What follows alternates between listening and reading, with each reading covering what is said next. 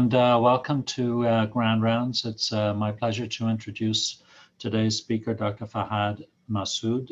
Fahad is a PGY5 in the Pediatric Emergency Department here at CHIO. He completed his medical school at the University of Toronto and then went on to train in pediatrics at McMaster and then on to complete a fellowship in emergency medicine here. He's an active member of CHIO's Equity, Diversity and Inclusion Task Force. He sits on the Canadian Pediatric Society Anti-Racism Task Force, as well as being a member of the Canadian Pediatric Society Self-Assessment Committee. His interests are to identify policies and practices that exacerbate health inequities and to actively instill anti-racist policies into all aspects of healthcare. This is an extremely important topic, and I'd like to give Fahad a warm welcome, and I look forward to his presentation. Thanks so much for that introduction, Dr. Duffy. It really does mean a lot to be having this really important discussion with you all today. I last gave this talk actually during Black History Month, but less than a month later, I find myself heartbroken yet again, having this discussion just days after a heinous and racist crime was committed against the Asian community in Atlanta, Georgia. And so I hope to honor them as well today. I'll ask you all for a very small favor to please hold your questions and discussions for the end. Like I said, I left a lot of time for that, and I really encourage and I look forward to it. So I'd first like to start off with a video. That video gets me every single time. Seeing George Floyd's daughter saying, "Daddy changes the world," it brings even more tears to my eyes when I look at my own daughter. I look at her and I feel scared that she may be a victim to racial aggressions as she grows up. But I can't shake this image of George Floyd's daughter's eyes, and that hope is what allows me to give this talk today. I'd like us all to go on a journey of vulnerability. One of the most uncomfortable things can be to change our views. But it's my belief that when we listen to the stories of others, when we deeply reflect on our own thoughts, feelings, and narratives, that we're able to grow in a positive way. 9 years ago, as a first-year med student, I took an oath like the thousands of physicians before me that I would first do no harm. It then brings me a great amount of confusion to how we, as a medical profession, have found ourselves in a system that fosters and propagates racism. Why is it that people are more likely to live or die based on the way they look? I'll show you a 30,000-foot view of how the racist history of medicine has propagated through time, of how research continues to solidify racial myths and amplifies racial inequities, and finally, how our medical education plays into this entire system. Today, I'm going to focus on systems and not individuals, as it's the systems that make us who we are. But most importantly, despite only giving you a fraction of what this topic can cover, I hope that my talk today inspires further conversations and desires to learn. To understand the systems that give rise to such inequities in medicine, it's first incredibly important to acknowledge the construct of race. Race is a social construct of power. It has no biologic, genetic, or scientific basis. Simply a way that's been created to loosely connect origins to behaviors and capacities. It's a social construct that's deeply rooted in divisive policies, law, and economics. When it comes to racism, however, the very elementary definition and outdated definition is simply a belief that race is the primary determinant of traits and capacities, and that racial differences produce an inherent superiority of a particular race. For years now, this definition of racism has been challenged in that it does not encompass the broad reach of racism.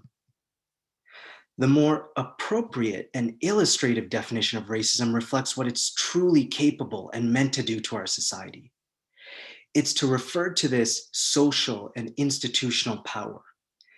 It's the definition that refers to a system of advantage based on skin color. It's this embedded normal practice within society or an organization. It can lead to issues of discrimination in criminal justice, employment, housing, political power, and medicine. As Ibram X. Kendi put it, all race-based societal disparities should be called racism. That ought to be battled. It's the system that empathizes with a mass murderer saying he had a really bad day, and that's why he killed 8 Asians. While at the same time, that system valiantly searches for yet another reason an unarmed Black boy should die and why he deserved it. Now, to fully understand how institutional racism is embedded in modern day medicine, we have to go back to the deep, dark, and really disgusting history of racism in medicine. History is incredibly important to understand as it's not just our past. As Martin Luther King Jr. once said, we are not makers of history, we are made by history. And so I'm going to take you through a brief and accelerated timeline of our history to illustrate how racism has slowly propagated through time and embedded itself in this institution of healthcare. So when African Americans were first forcefully brought over to America for slavery, slave owners would hire doctors to check the health of each slave on the auction block. The doctors, in turn, could buy these slaves to perform experiments on, which had no limits. Dr. James Marion Sims is touted as the father of gynecology. He perfected his surgical techniques by operating on non-consenting Black women and refused to use anesthesia. He wrote that he knew how painful the procedures were, but that the slave was not worth using anesthesia on or wasting his medical supplies. Today, statues commemorate him while at the same time laying to waste the atrocities committed to Black women. Then there's the birth of Negro science, which is an effort by doctors to identify Black inferiority. A document called The Natural History of Human Species was published that brought this pseudoscience to mainstream medicine at that time. Specifically in this book, it cited that Black people do not feel pain or anxiety, and that Black people don't know pain because of their primitive nervous system, and therefore, slavery was justified. This is Dr. Frederick Tisdall. He's a famed nutritionalist and one of 3 celebrated pediatricians out of Sick Kids who developed the infant cereal Pablum.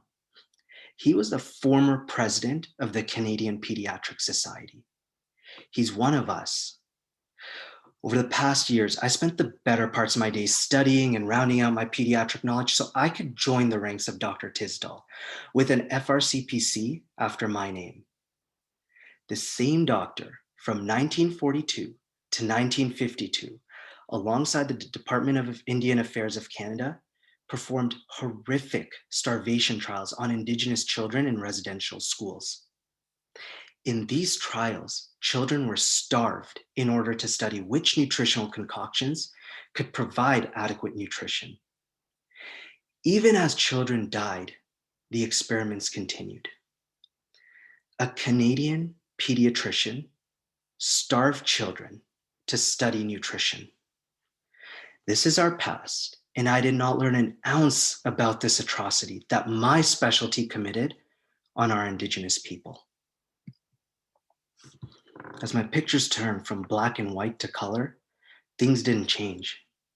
The Tuskegee syphilis study was a study done by the CDC enrolling Black men by lying to them that they would get treatment for their bad blood, which referred to anemia and fatigue at that time. However, they're actually being enrolled to study syphilis over the course of 40 years. They let these men die to study their bodies. The great shame of this study was that the men were lied to, told they were being treated while treatments were withheld long after the discovery of a cure for syphilis. Horrifyingly, this was government-led and approved. In our medical publications, not much has changed since Negro science proclaimed that Black people did not feel pain. This is the nursing textbook, which many of the CHIO nurses have studied from.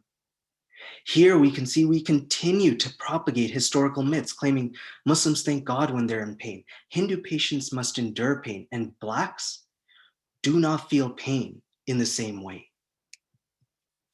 We know from literature that non-white patients consistently have their pain minimized and delegitimized. We know real-life examples that have made it to the spotlight of patients having their pain and symptoms waved off, and even worse, made to feel like garbage right before they died. And heartbreakingly, it's no different in pediatrics. Recent studies confirm that non-white children are treated inadequately for acute appendicitis and long bone fractures compared to white children. I talk about history because it's not just our past. It's what made us who we are today. It's the foundations on which we still perpetuate myths and still fail to adequately treat our patients. I bring up history because as a pediatrician, I never knew what my specialty had done to the people of Canada. And despite the credentials after my name, I failed them. It's these darker parts of our history that give rise to mistrust from racialized people. It's only when we learn about our history that we can reframe our thinking from saying those communities don't trust us to the medical establishment has failed these communities and we have failed to earn their trust. It's only when we learn about the truths of our history in medicine can we begin that process of reconciliation. The latter cannot come first. I encourage you all to learn, and at the end of this presentation, I will share excellent resources with you that help you learn about the history of medicine and free courses to learn about Canadian Indigenous history. So at this point in my discussion, I can understand it may be difficult to see how institutional racism is embedded within medicine when I've only focused on our past.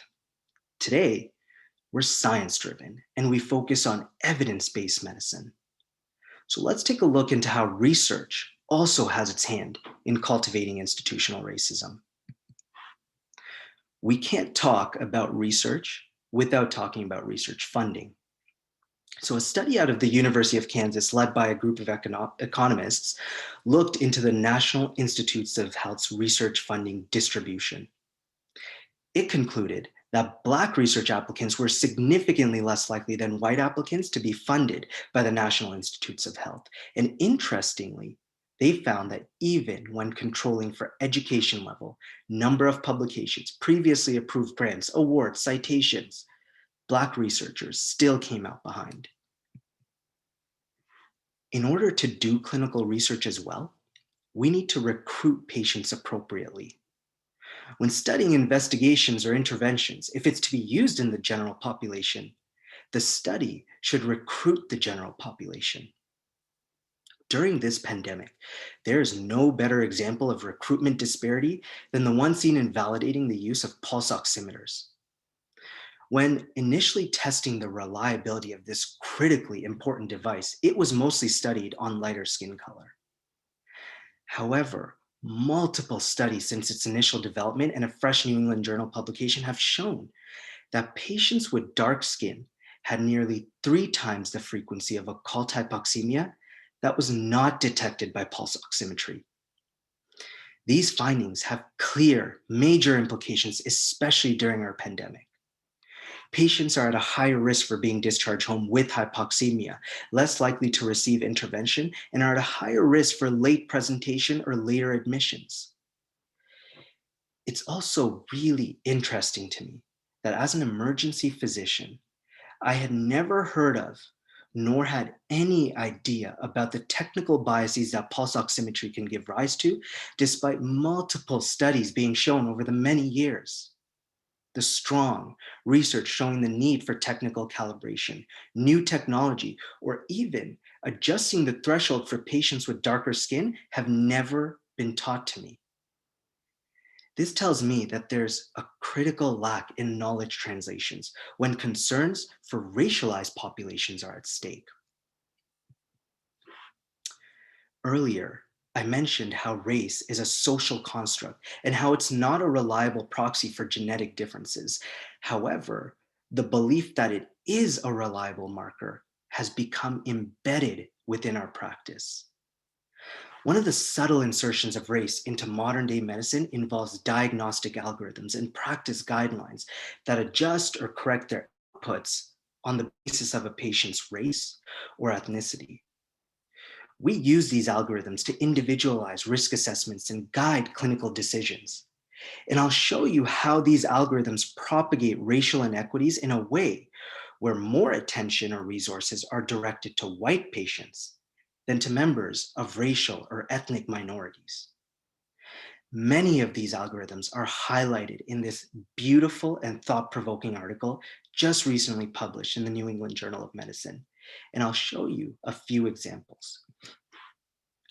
The American Heart Association's heart failure guideline, decision-making tools for that predicts in-hospital mortality in patients with acute heart failure. Clinicians are advised to use this risk stratification to guide decision regarding initiating medical therapy. Amongst the risk factor, one is simply Black or non-Black. If you're non-Black, 3 points are added to the score. The study then recommends to increase the use of medical therapy in high-risk patients and reduce resource utilizations in those at low risk. Therefore, for Black patients, the threshold for using clinical resources and medical initiation in heart failure is higher.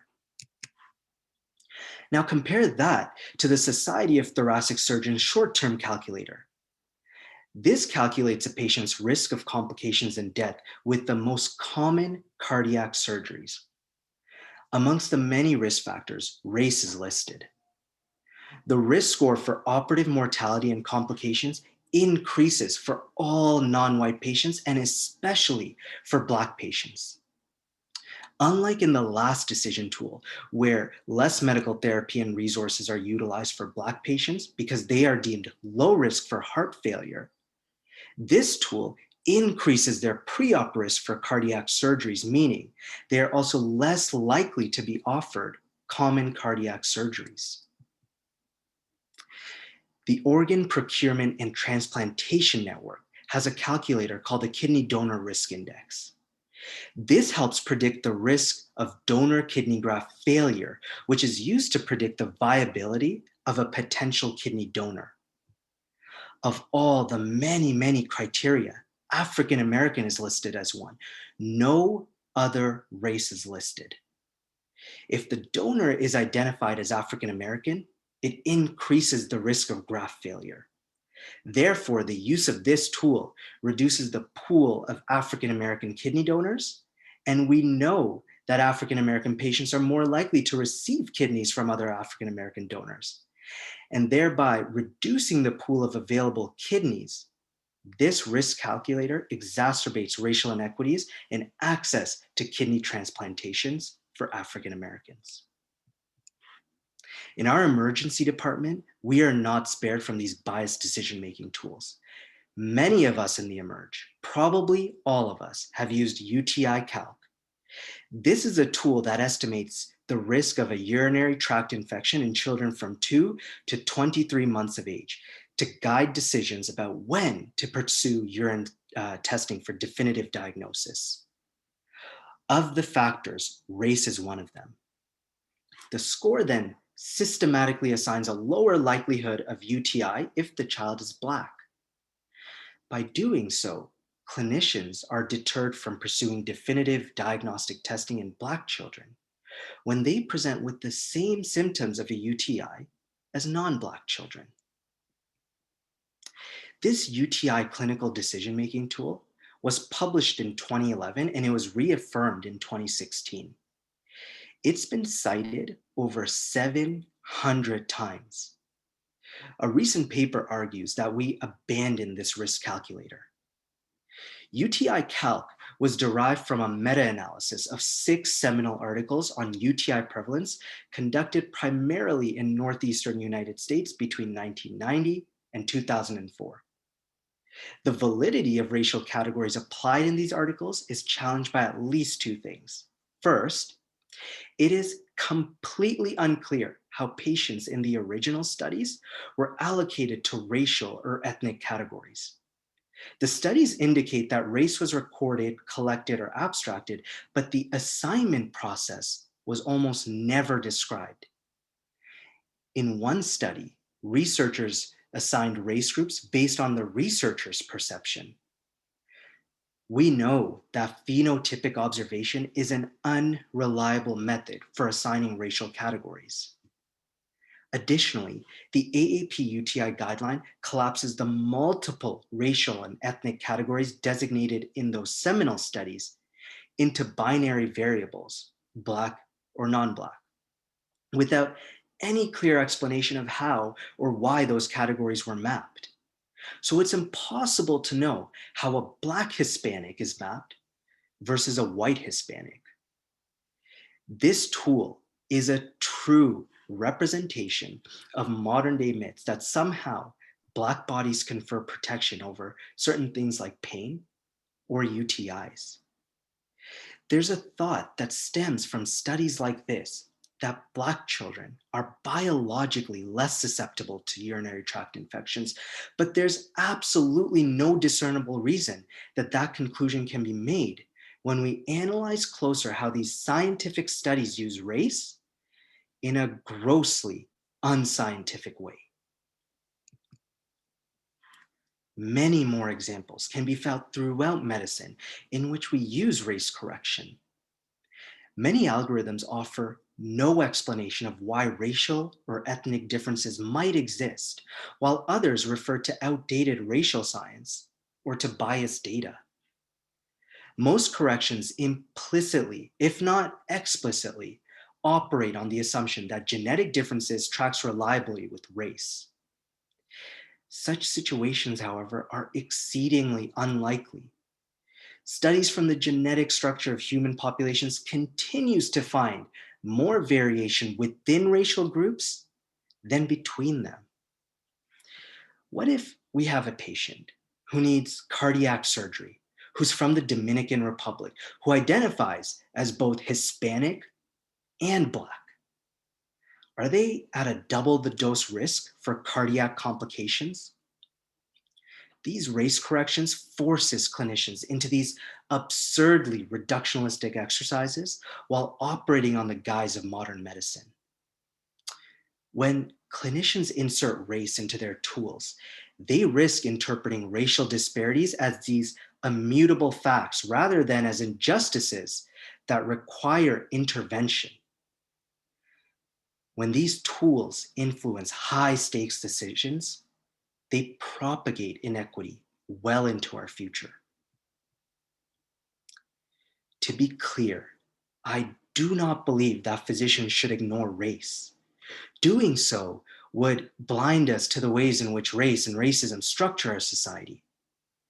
But researchers and clinicians must distinguish between the use of race in prescriptive clinical guidelines, like the ones I mentioned, where it connects race as a scientific genetic entity that exacerbates inequities in healthcare, and that of race in descriptive statistics, where it plays a vital role in epidemiological analysis and understanding social disparities that affect health.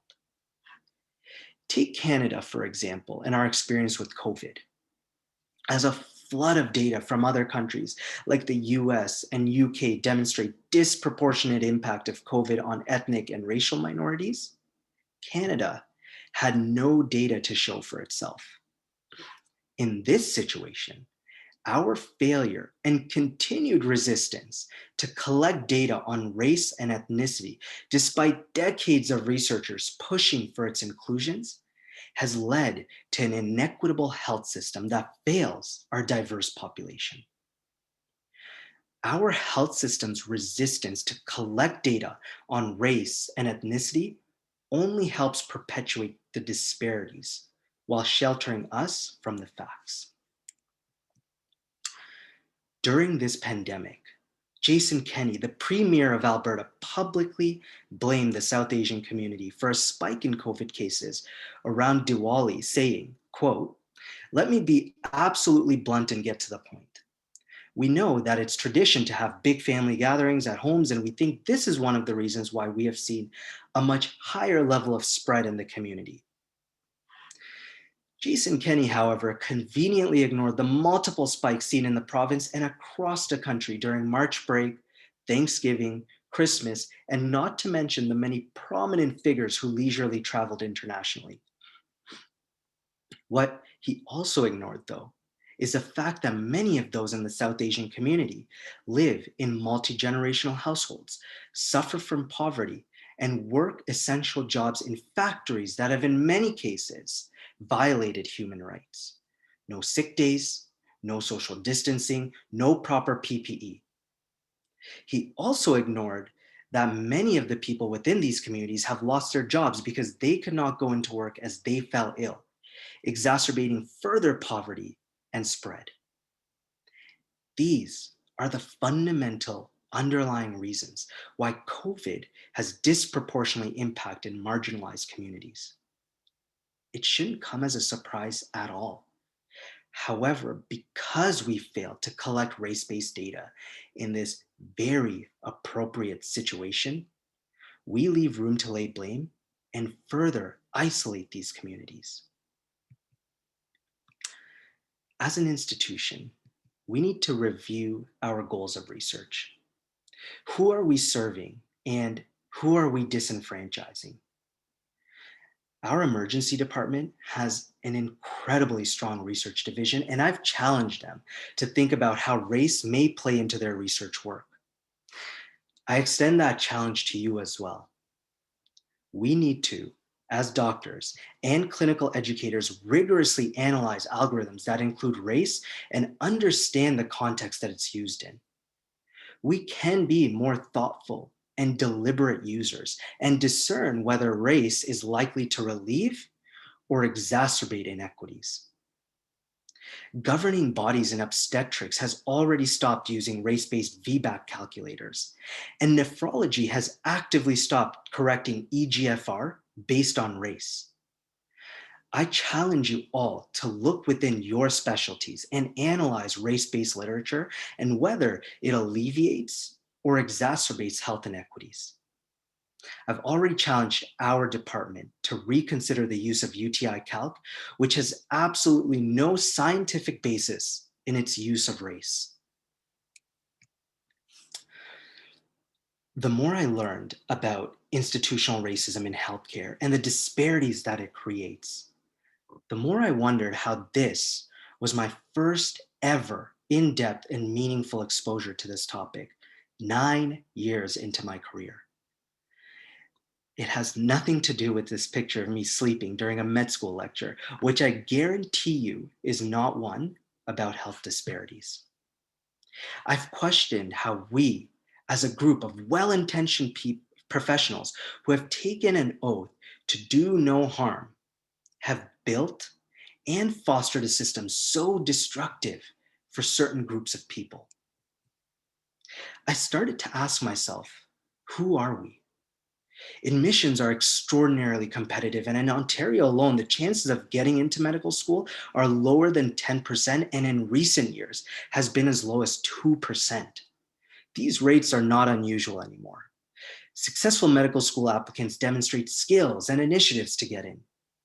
They volunteer for local and international charities, work with researchers for free over the summers, and have taken incredibly expensive prep courses like the Kaplan Review course, which can cost upwards of $10,000 depending on your level of tutoring. And not to mention the additional $1,000 it costs to merely apply to just the Ontario medical schools. All of this points to a fundamental aspect that's overlooked by the admissions process and committee. The process favors students with money. In Ontario, the medical school application form asks candidates to fill in a list of 48 activities and accomplishments. Now take the student who does not have the luxury to take unpaid jobs and do volunteer activities. They need to fulfill the demands of showing up to their shift work, whether that's day or night, to provide for themselves or their families. A minimum wage job that consumes most of the candidate's free time doesn't allow for a very impressive showing in those 48 boxes. How can we say that the hardworking minimum wage employee has any less aptitude to be a physician than the person who has the luxury to do volunteer work? I'd be curious as well to know how the person who we deem has the aptitude to be a physician still gives back to the communities that have helped them get into medicine. In fact, there's been multiple studies that show that Canadian medical students differ significantly from the general population. 60% of Canadians have a household income under $60,000, but only 20% of medical students come from this demographic. Based on how the admissions process favors those with money, it's no surprise that 52% of medical students come from households that earn over $100,000, which represents less than a quarter of Canada's population. Black and Indigenous medical students continue to be massively underrepresented. Representation is important. I've had patients tell me that they prefer a doctor who understands something about suffering and hardship. I've heard about patients in our emergency department who've been judged because they did not bring their child in earlier, while little consideration was given to the fact that they may not have had transportation, the luxury to leave work, access to childcare, or even the money to get to and from the hospital. I will forever have ingrained in my head the father who literally broke down in front of me crying in the emergency department because he had to choose between his son needing asthma therapy and how he would pay for the babysitter looking after his daughter. It's important first to be aware of our place of privilege. This is why representation is important. Studies show that doctors from racialized communities actually return to the communities that they came from and are able to better serve those in the communities. We already practice this in a way in the admissions process of medical schools like NOSM, who actively seek out individuals that are likely to stay and serve the communities that they know and love.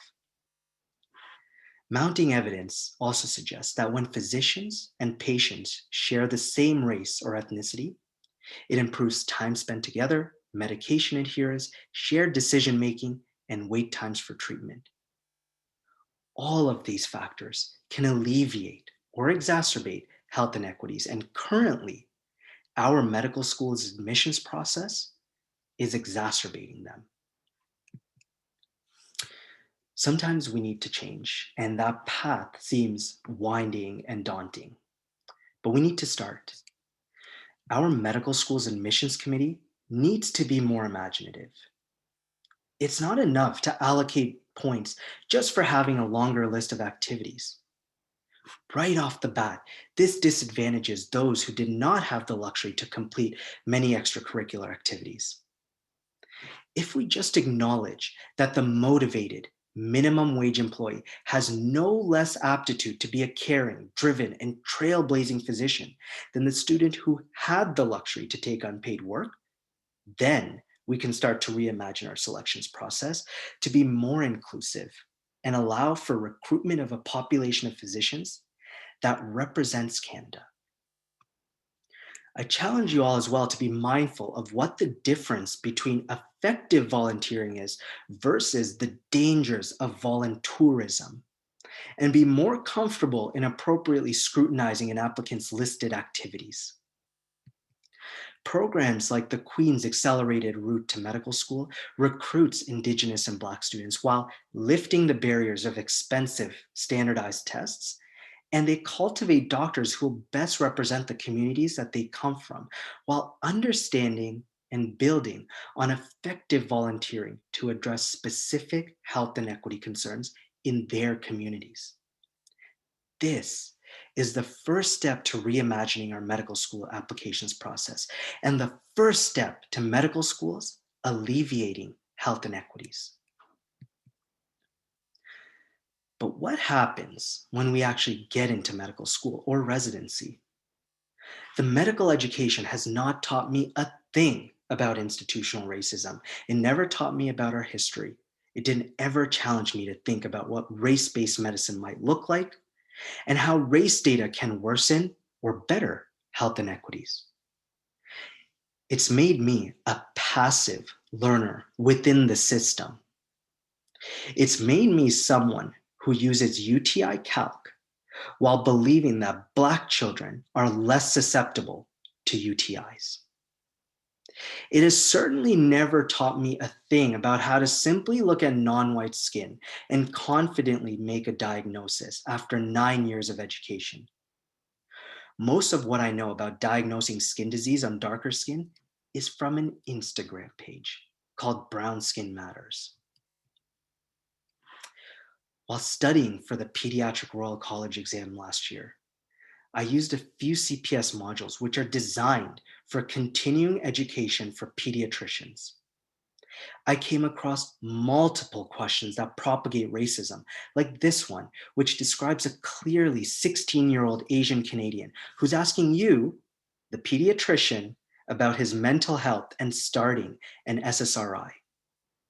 It, however, goes on and describes that his parents cannot know as they, quote, they do not believe in psychiatric illnesses and would likely cut him off from his other family members if they found out. There are more questions like this with other racial stereotypes propagated. I had long, fruitful discussions with CPS to fix these issues and to never allow them to happen again in the future. But this is why I speak about the system and not the individual. Because although this question may have been written by one person, it was approved through a governing body that is responsible to educate pediatricians across Canada, and that is institutional racism. I can't talk about the lack of diversity and anti-racist topics in medical school and residency without talking about how little to no exposure there is to Indigenous health. It's our lack of understanding of Indigenous people that continues to exacerbate health inequities amongst their communities. It's our lack of awareness about Indigenous people that has allowed us just up until 2 years ago to separate critically ill children from their families during emergency medical transport. This is Dr. Samir Shaheen Hussein, a pediatric emergency medicine physician in Montreal, who started a hand-to-hold campaign. It confronted Quebec government's practice of separating children from their families during medical evacuation airlifts, which disproportionately affected remote and northern Indigenous communities. The cruel practice of separating children from their distressed parents is contemporary medical colonialism. As we move forward in our career, we need to be more aware of our knowledge and who our knowledge is meant to serve. For everyone here, especially the residents, medical students, and any other students, I challenge you to look for inclusive resources like Brown Skin Matters or books like Mind the Gap, which fills this huge void of our very whitewashed medical education. We also need to be actively exposed to advocacy work that's already happening, like the work of Dr. Shaheen Hussein. And it's time to challenge the traditional concepts of what constitutes professional behavior in medicine so that physicians, nurses, and allied health are not afraid to advocate for a society that supports health for all. It's no longer okay to think that being anti-racist advocate and professional are mutually exclusive.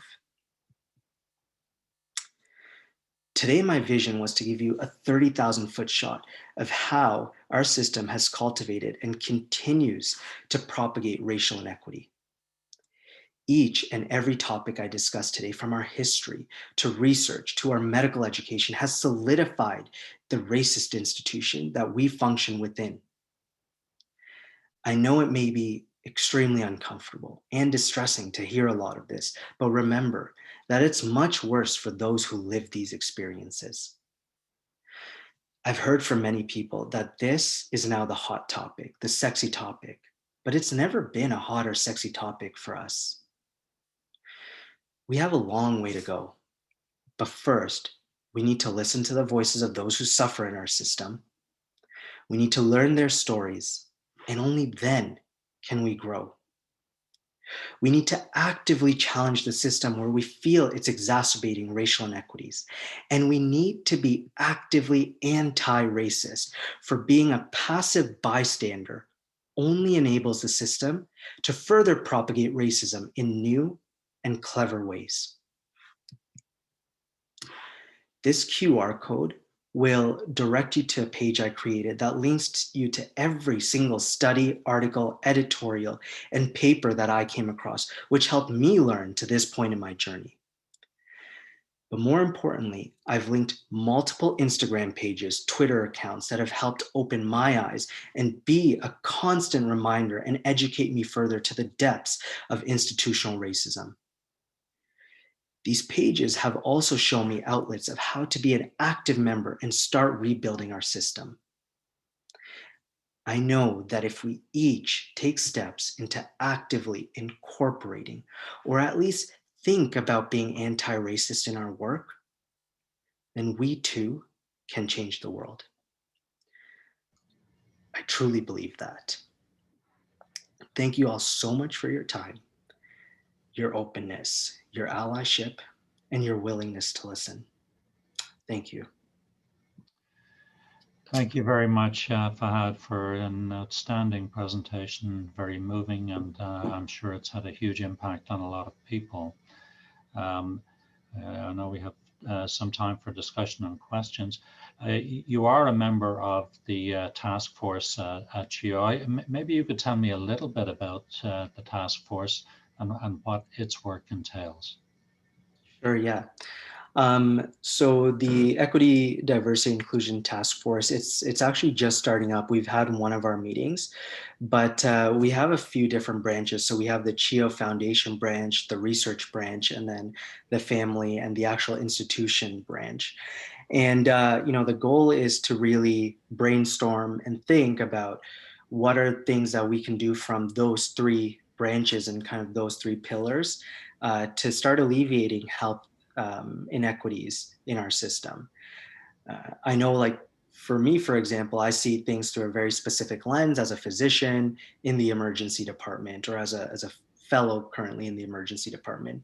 And so I hope to bring some of my ideas to that task force, but also understanding that there's a extremely diverse group in that task force who also have many other different perspectives. So it's not just about racial inclusion, but it's also about our LGBTQ inclusion, gender inclusiveness. So it's really all encompassing. Okay, thank you. Questions for Fahad? If you could put up your blue hand, that would be preferable. Josh. Fahad, thank you so much. It was a really, really awesome presentation. And I was just wondering if I could ask you about, you point out that we have important gaps in race-based data collection and kind of the scoring systems that you've pointed out that have, deep problems in the way that they were originally constructed. I was wondering if during your research you have come across a positive model that we can use in terms of developing and applying scoring systems that, whether this exists or not, I don't know, that do use racial or ethnic information in an appropriate way that may in fact reflect some of the socioeconomic pressures that we understand. Are there kind of good examples that you would point out, a scoring system or an algorithm that appropriately uses ethnic background information, or is that something that we haven't really seen? Oh, that's a fantastic question. Actually, The New England Journal paper that I pointed out, Hidden in Plain Sight, the entire discussion is exactly around that point. So most of what we know about race data does not come from Canada because we don't collect, actually many institutions don't collect it, and CHEO doesn't collect it, nor does the Ottawa Hospital. And so a lot of the good examples do come out of the States at the same time where the bad examples come out of. Good examples come out in a setting where you use race in the appropriate context. So if you're researching something like COVID and the social disparities that go along with it, then the race scoring system that you need to have has to reflect social constructs of race. But if you're going to start using race in a more scientific, medicine-based, genetic perspective, then saying black and white doesn't work. I'll give you a small example. If you run Barack Obama through a scoring system, what do you actually put him as? Do you put him as black, which is his social identity, or do you put him as half white, half black, which is his genetic identity?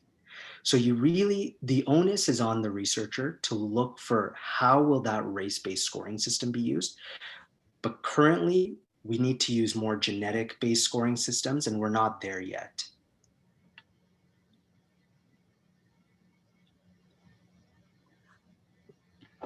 Sunita? Thank Fahad, that was wonderful. Thank you. You actually partially answered my question, which was, how do you define ethnicity and race? And should we be going towards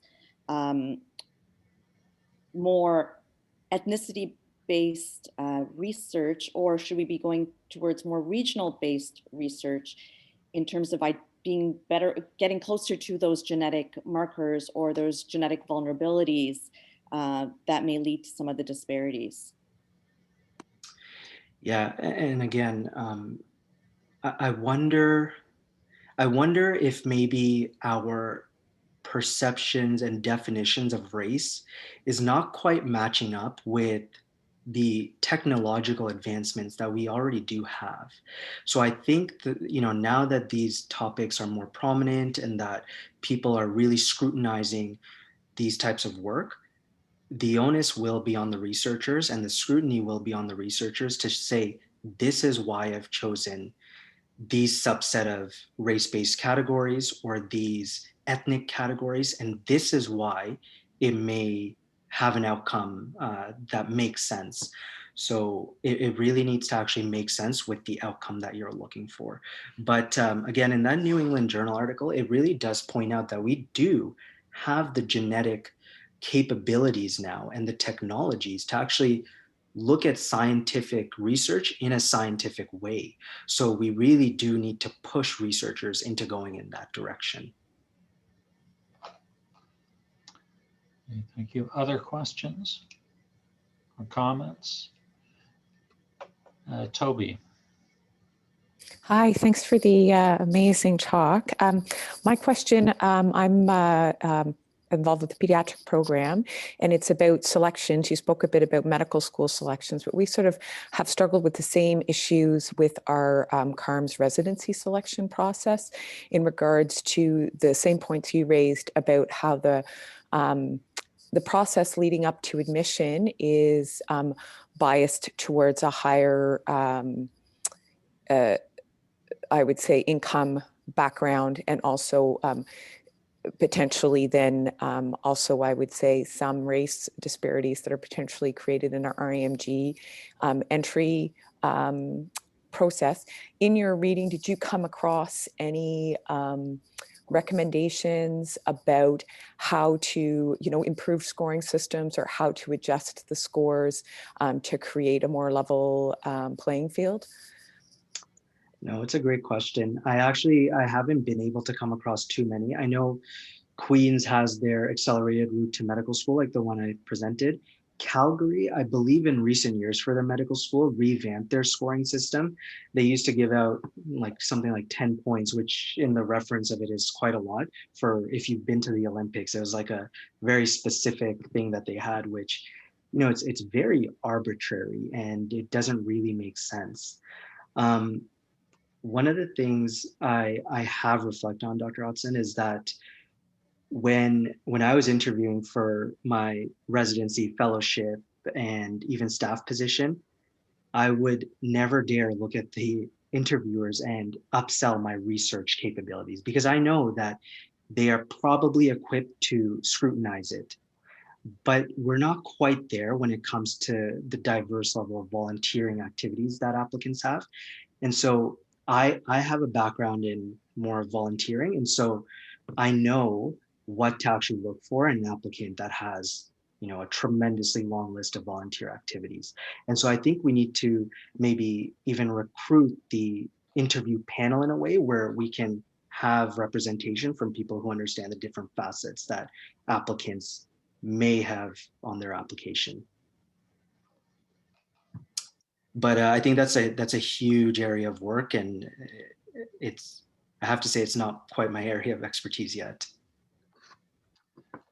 Other questions or comments?